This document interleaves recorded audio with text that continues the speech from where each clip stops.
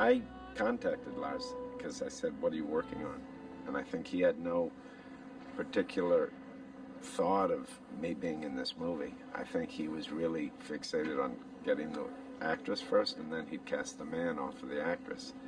So I was lucky that I just happened to kind of say to my representative, I said, well, do you know what Lars von Trier is doing? Then they put a call into him, and Lars called me back, and we talked a little bit, and he said, well, this is what I'm doing. Didn't really say read it or this is something for you. He said, you know, this is what I'm doing. And I said, it's great. And he said, well, would you like to do it?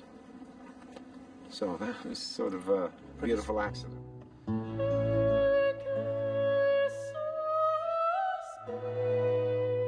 He's entertaining, he's bright. As an artist, he's always challenging himself and challenges the people around him. He's easy to trust because he's really good at what he does. I know few people that give of themselves personally as much to their work as he does. And I had interesting things to do in the movie. I'm nature.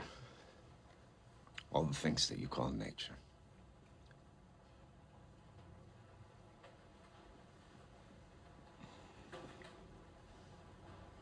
Okay, Mr. Nature. He guided everything, not just as a... it was one of those weird situations, not only as the director, but he was also... He was the director and the muse kind of at the same time, because who he is and how he was acting and how he was, you know, bearing up impacted on the film every day. And he was in a place where things were still volatile, so that I think that colored the approach. But having said that, there was something kind of very intimate and loving about the approach, even though this is a very dark movie.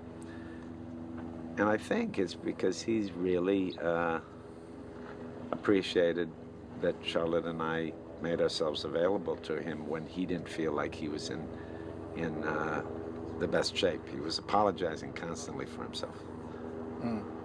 But that was a relative thing because there was plenty of him there. But you're not a doctor. No, I'm not. And I'm proud that I'm not when I meet a doctor like him.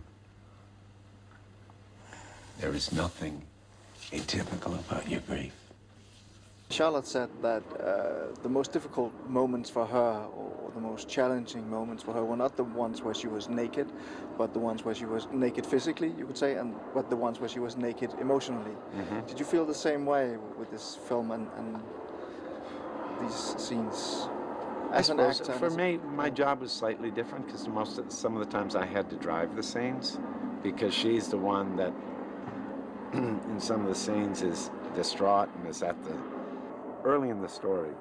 I'm trying to help her, and we had quite wordy scenes that were quite long and quite verbal scenes, and they were like scenes in bed. We never worked out the actions or anything. We never quite knew where they were going to go.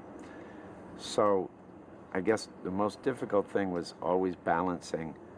I had to have a plan to drive the scene.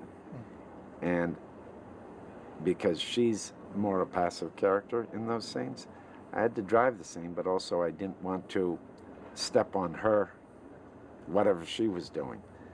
So it was always exhausting and a fine line to walk to find a balance of driving things, but letting enough air remain there. Let's make a list of things you're afraid of. At the top, we put the situation you fear the most. The whole point was sort of to help Lars do what he wanted to do. And I trust that, and that's always with a strong director. I like being in that position. Actually, that wasn't my question.